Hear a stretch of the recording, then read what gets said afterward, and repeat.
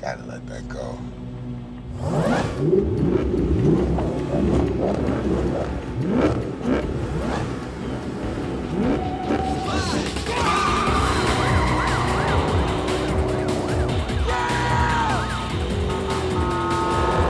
Typical, Roman.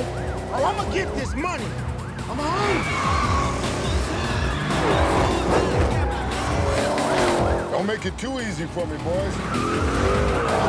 No! Not this time, Dom.